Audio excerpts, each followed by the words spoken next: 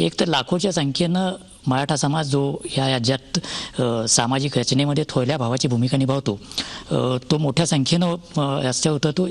हा एक त्यातला महत्त्वाचा भाग आहे.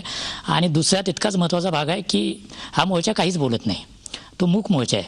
आणि त्या मूक मोर्चामागं या समाजातलं वेगवेगळ्या प्रकारचं आक्रंदन समोर येते. आणि तो आता महाराष्ट्राच्या सामाजिक जीवनासमोर आणि राजकीय जीवनासमोर सुद्धा एक मुद्दा बनून समोर आला आहे. तर या संदर्भात आपल्याशी आज संवाद साधायचा आहे. या मोर्चाचे वेगवेगळ्या पद्धतीनं अर्थ लावले जात आहेत.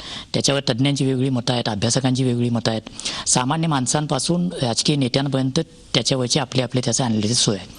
तर महाराष्ट्राचे मुख्यमंत्री या नात्यानं या मोर्चाकडं आपण कसं पाहता, त्याच्यामागची सामाजिक, आर्थिक आणि राजकीय मीमांसा आपण कशी करता? मुळामध्ये आपण जर बघितलं तर मोर्चाची सुरुवात जी झाली त्याच्या पाठीमागे एक घटना होती. बरोबर. कोपर्डीला एका भगिनीवर जो काही अत्याचार झाला आणि तिची हत्या झाली, त्यातनं एक मोठा आक्रोश उभा राहिला आणि अतिशय निंदनीय अशा प्रकारची ती सगळी घटना होती. पण मला असं वाटतं की केवळ तेवढ्यापुरतं या मोर्चांना मर्यादित पाहता येणार नाही. त्याला फार तर आपण फ्लॅश पॉईंट म्हणू शकतो. बरोबर. अनेक विषयांवर अनेक वर्षापासनं मनामध्ये जो आक्रोश दडला होता, तो आक्रोश या मोर्चाच्या रूपानं संघटित झाला आहे. आणि आपण जर बघितलं तर सगळ्यात महत्त्वाचं या मोर्चाचं काय, आपण ज्याप्रमाणे सांगितलं, अतिशय शिस्तबद्ध, संघटित आणि मूक मोर्चा या ठिकाणी काढला जातोय. खरं तर मला जर आपण विचाराल तर स्वतंत्र भारताच्या इतिहासामध्ये इतके मोठे मोर्चे हे मूक मोर्चे म्हणून क्वचितच पाहायला मिळाले.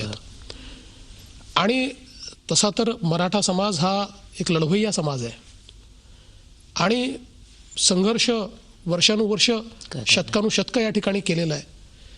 पण तरी देखील लोकशाहीमध्ये आपला विषय मांडण्याकरता मूक मोर्चाचा जो एक निर्णय समाजाने घेतला, हा खरोखर मला असं वाटतं की अतिशय मी आयोजकांचं अभिनंदन करीन. याचं कारण कुठल्याही मोर्चापेक्षा जास्त इफेक्टिव्ह अशा प्रकारचा मोर्चा आहे. याचं अधिक प्रेशर आहे. आणि सगळ्यात महत्त्वाची यातली शिस्त जर आपण बघितली तर महिला आहेत, मुलं आहेत, रांगेत चाललेले आहेत. एखाद्या सैन्यामध्ये जशी शिस्त असावी त्या शिस्तीमध्ये हे सगळं चाललेलं आहे. आणि म्हणून मला असं वाटतं की या मोर्चाची अधिक दखल घेण्याची आवश्यकता आहे. आता याचे जे वेगवेगळे अँगल जर आपण बघितले तर मला असं वाटतं की हा एक आक्रोश आहे, अनेक वर्षाचा आक्रोश आहे. आता हा आक्रोश कोणाच्या विरुद्ध आहे असाही प्रश्न येऊ शकतो की हे मोर्चे राज्य सरकारच्या विरोधात आहेत का? तर बघा, कुठली मागणी आपण लोकशाहीमध्ये कोणाकडे करणार आहोत? सरकारकडेच करणार आहोत. सरकारकडे अपेक्षा आहेच, पण त्याहीपेक्षा जर आपण या मोर्चाचं स्वरूप बघितलं तर समाजातले विस्थापित हे प्रस्थापितांच्या विरुद्ध मोर्चा काढतायत. या मोर्चामध्ये कोण आहे समोर? सामान्य माणूस समोर आहे. या मोर्चाचं जर आपण बघितलं तर 95% लोक हे स्वयंप्रेरणेने आलेले आहेत. म्हणजे तुम्हाला असं म्हणायचं आहे की मराठा समाजातले विस्थापित मराठा समाजातल्या प्रस्थापित नेत्यांच्या विरोधात आक्रोश व्यक्त करतात? मला असं वाटतं की प्रस्थापित जी व्यवस्था आहे त्या व्यवस्थेच्या विरुद्ध विस्थापितांचा मोर्चा आहे. मग त्याच्यामध्ये निश्चित सगळ्या समाजाचे आले, पण मराठा समाजाचेही आले. कारण आज जर आपण बघितलं तर वर्षानुवर्ष अनेक मुख्यमंत्री असतील, मंत्री असतील, महत्त्वाची पदं असतील, याच्यावर मराठा समाजाचे नेते राहिले आहेत.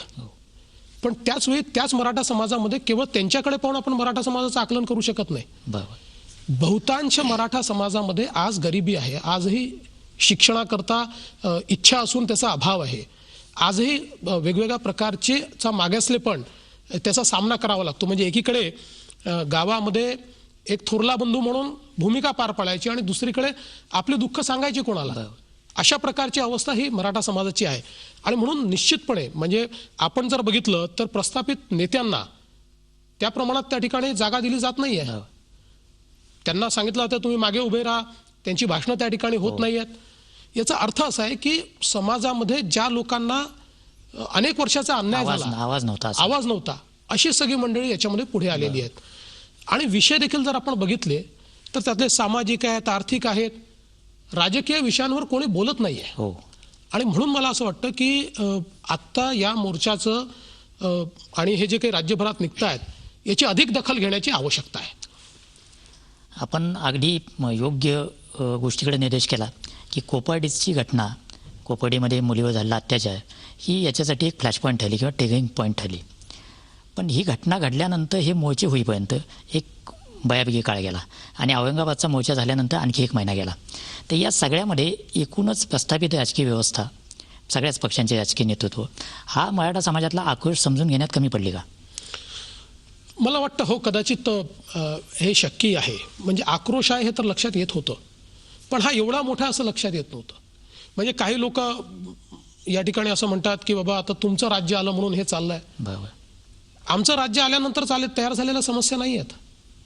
आज आम्ही राज्यकर्ते आहोत, पण अनेक वर्ष वेगळे राज्यकर्ते देखील होते. हो.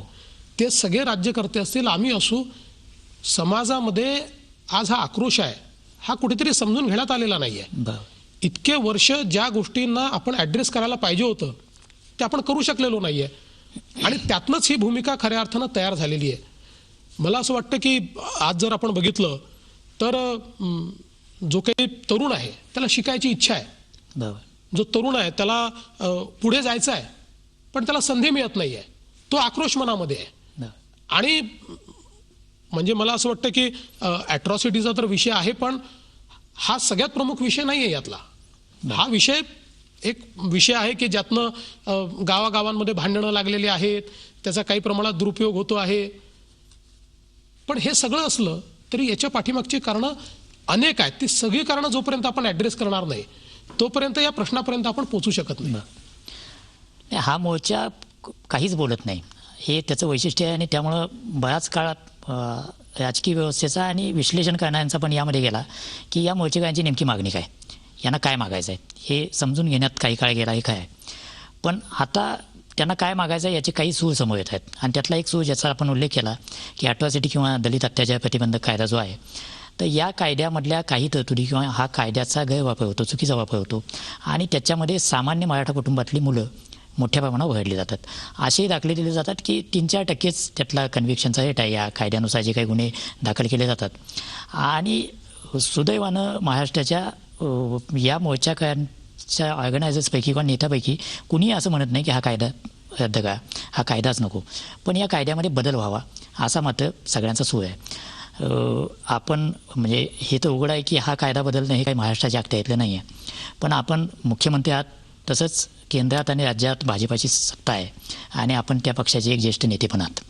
तर आपण या ॲट्रॉसिटीच्या कायद्यामध्ये बदल व्हावा या मागणीकडे कसं बघता? नाही, मुळामध्ये पहिली गोष्ट तर अशी आहे की आपण ज्याप्रमाणे म्हणालात, माझी ज्या लोकांची चर्चा होत आहे, इन्फॉर्मली होते, फॉर्मली होते, काही लोक निवेदनं पाठवत आहेत, सर्वसाधारणपणे मागणी कायदा रद्द करा अशी नाही आहे, या कायद्याचा गैरवापर टाळा अशी आहे.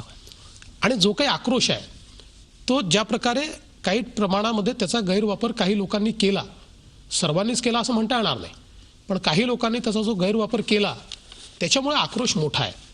आणि विशेषतः राजकीय व्यवस्थेमध्ये गटागटांच्या राजकारणामध्ये याचा जो वापर झाला तो देखील आपण बघितलेला आहे. म्हणजे आपल्या समोरच्या गटाला नमवण्याकरता या गटातल्या लोकांनी त्याचा उपयोग आपल्या कुठल्या तरी माणसाला पकडून करायला लावायचा वगैरे, अशी अनेक उदाहरणं आपण बघितलेली आहेत.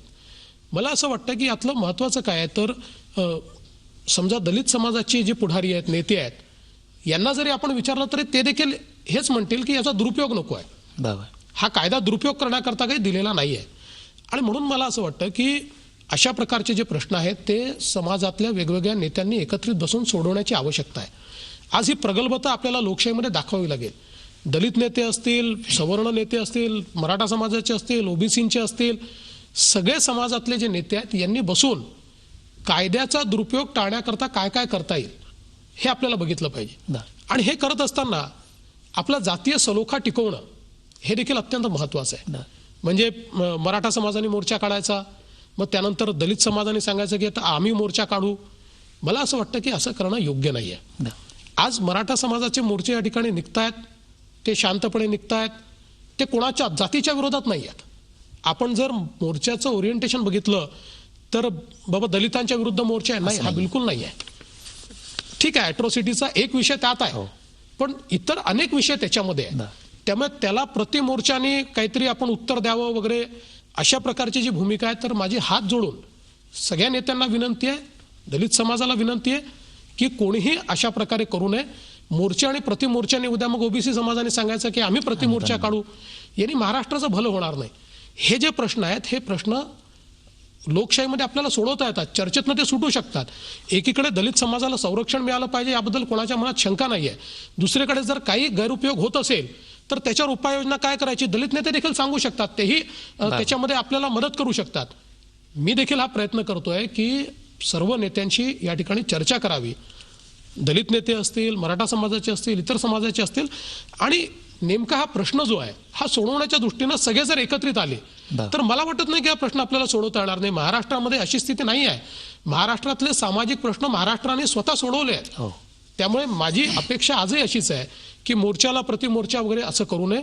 आपण सगळ्यांनी एकत्रित बसून याचं निदान काढलं पाहिजे. बरोबर. मोर्चाला प्रतिमोर्चा ही भाषा सुरू झाली हे काय आहे, त्याचा तो सूर जरी क्षीण असला तरी तो आहे, याचा उल्लेख आपण केला. आणि तो जे लोक बोलत आहेत ती भाषा, ती बहुतांशी आपल्या पक्षाची किंवा आपल्या सहयोगी पक्षाशी जोडले गेलेले आहेत. त्यामुळे पुन्हा राज्याचा प्रमुख म्हणून आपली जबाबदारी अधिक वाढणार आहे. आणि याच वेळेला प्रकाश आंबेडकर असं म्हणत की हे जे कोण प्रतिमोर्चा काढणार आहेत हे सगळे भाजपनं किंवा संघानं पेरलेले लोक आहेत, ते त्यांचे गुलाम आहेत, ही त्यांची भाषा आहे. तर या सगळ्याकडे आपण कसं बघता, म्हणजे दलितांमधलं पुन्हा काही राजकारणाची सूर त्याच्यामध्ये तुम्हाला दिसतात का? प्रकाश आंबेडकर असतील किंवा रामदासजी आठवले असतील, हे मोठे नेते आहेत. मला असं वाटतं की राजकीय प्रगल्भता त्यांच्याकडे आहे. राजकीय स्टेटमेंट्स अनेक वेळा आपण देतो, पण आत्ता वेळ राजकीय स्टेटमेंटची नाही आहे, त्याच्या पलीकडे जाऊन पाहण्याची आहे. उदाहरणादाखल प्रकाश आंबेडकरांनी RSS वगैरे म्हटलं ते मी बाजूला ठेवतो, त्यातला राजकीय भाग आहे. पण मोर्चे काढू नका हे जे आव्हान त्यांनी केलं ते योग्य आहे. रामदास आठवलेंनी ते जे काही बोलले असतील त्यातला राजकीय भाग बाजूला ठेवतो, पण दलित मराठा एकत्रित आणून आपण प्रश्न सोडवू, आपण ऐक्याचा या ठिकाणी विचार करू, अशा प्रकारची जी भूमिका त्यांनी मांडली आहे ती योग्य आहे. मला असं वाटतं की ज्यावेळेस अशा प्रकारचे प्रश्न सुरू असतात त्याला एक राजकीय कांगोरा देण्याचाही प्रयत्न होतो. आता मी बघितलं की या मोर्चांमध्ये 95% लोक स्वयंप्रेरणेने आलेत, पण एक 4-5% लोक असेही आहेत की जे काही लोकांनी आपलं राजकीय पुढारी पण मिळतं का हे बघण्याकरता, किंवा अनेक ठिकाणी तर असंही लक्षात आलं आता आपण सहकाराच्या क्षेत्रामध्ये खूप कडक नियम केले आणि ज्यांनी सहकार बुडवला त्यांना 10-10, 15-15 वर्षाकरता आपण सहकारातनं बाहेर काढलं. आता त्या लोकांनी सांगणं चालू केलं की सहकाराला बुडवायचा प्रयत्न आहे आणि मग सहकार हा मराठा समाजाच्या हातामध्ये आहे आणि मग तुमच्या नोकऱ्या जातील म्हणून तुम्ही चला, असं काही लोकांनी केलं आहे. काही लोकांनी शिक्षण सम्राट आहेत, काही त्या शिक्षण सम्राटांनी असा प्रयत्न केला की बाबा आता स्कॉलरशिपचा घोटाळा निघालाय, हे निघालाय, तर आपण काहीतरी केलं पाहिजे. पण तरी देखील त्यांच्या प्रयत्नांना यश नाही आहे. 95% लोक एका दिशेनं, एका विचारानं आणि स्वयंप्रेरणेनं त्या ठिकाणी आलेले आहेत. तुम्ही ज्याचा उल्लेख केला तो या समाजामध्ये आणि एकूणच महाराष्ट्राच्या राजकारणामधला एक महत्त्वाचा भाग आहे की सहकारातली सत्तास्थानं परंपरेनं काँग्रेस आणि राष्ट्रवादी काँग्रेसचे नेते आणि मराठा समाज हा भूषवत आला. हे आकडेवारीनं दाखवता येते आणि हे वास्तव आहे. आणि आपण कारवाई सुरू केली त्याचा काही प्रमाणात त्याच्याविषयीचा संताप असू शकतो, त्यातून तुम्ही म्हणता तसं लोक ऑर्गनाईज करण्याचा प्रयत्न असू शकतो. हे जसं खरं आहे तसं आपलाच आर्थिक पाणी अहवाल असं सांगतो की 4 वर्षामध्ये सहकारातून ज्या ज्या प्रकारची उत्पादनं तयार झाली, मग साखरेपासून सगळी असतील, त्यांचं मूल्य 52,000 कोटीवरून 26,000 कोटीवर आलं. हा आपला आर्थिक पाणी अहवाल सांगतो. म्हणजेच ही आणि सहकाराशी महाराष्ट्रातले निम्मे लोक किमान जोडले आहेत. साधारण 5.5 कोटी वेगवेगळ्या संस्थांशी जोडलेले सभासद आहेत. तर यांच्यावर कुठं ना कुठे याचा परिणाम झाला आहे, तो कारवाईचा असेल किंवा मार्केट फोर्सेसचा असेल. तर याची दखल आपण कशी घेत आहे, म्हणजे सहकार उद्ध्वस्त करायला लागल्यात असा एक सूर आहे. आपल्यामध्ये ती योग्य कारवाई आहे, पण त्याचा कळत नकळत परिणाम या सगळ्या उलाढालीवर आणि तिथं नोकऱ्या करणाऱ्या लोकांवर असेल किंवा अगदी दूध उत्पादकांपर्यंतचा घटक असेल. तर याच्याकडे आपण कसं बघतो? नाही, मला असं वाटतं की मुळामध्ये ही जी काही परिस्थिती आली याचं कारण जर आपण बघितलं तर 4 वर्ष राज्यात दुष्काळ आहे आणि त्यामुळे कृषी उत्पादनच घटलेलं आहे. आपण बघा, आपला कृषीचा जो ग्रोथ रेट आहे गेली 4 वर्ष हा मायनस आहे, -16%, -30%, -4%. आणि त्याच्यामुळे मुळात आपल्याकडे शुगर इंडस्ट्री आहे, कापसावर करण्याकरता सूतगिरण्या आहेत, अशा वेगवेगळ्या ज्या इंडस्ट्री आहे याचं रॉ मटेरियल कमी झालं आहे गेल्या 4 वर्षामध्ये. याच वर्षीचं किंवा आमचं सरकार आल्यानंतरच नाही, त्याच्या आधीच्या 2 वर्षात -16% ग्रोथ रेट आहे आणि ते खाली आलेलं आहे. पण राज्य सरकारने काय केलं, एकीकडे ज्यांनी चुका केल्या त्यांच्यावर कारवाई केली, पण मागच्या वर्षी साखर कारखान्यांना जे पॅकेज आम्ही दिलं, म्हणजे आज महाराष्ट्र एकच असा राज्य आहे की ज्यापुढे 98% FRP दिली आहे. हो. आणि हा कोण आहे? बहुजन आहे ज्याला FRP मिळाली, तो शेतकरी आहे फक्त महाराष्ट्रात. याचं कारण काय, तर आम्ही पॅकेजेस दिले, केंद्राकडनं दिले, राज्याकडनं दिले, सगळ्या प्रकारच्या कृषी उद्योगाला आम्ही पॅकेजेस दिले. कारण अडचणीत होते, लोन रिशेड्युलिंग करून दिलं, मोठ्या प्रमाणात आर्थिक मदत त्यामध्ये केली, सगळ्या प्रकारचे टॅक्सेस आपण रद्द केले. आणि म्हणून मुळामध्ये ज्यांची सत्तास्थानं ही त्यातनं आपलं स्वहित करण्याकरता चालली होती, अशांना दूर केलेलं आहे. बरं, जे दूर झाले त्यांच्या ऐवजी आलेले कोण आहेत? त्या समाजाचे लोक आहेत, ते काही दुसऱ्या समाजाचे लोक नाही आहेत. मला असं वाटतं की अशा प्रकारचा अनरेस्ट काही लोक आपल्या फायद्याकरता देखील तयार करायचा प्रयत्न करतात.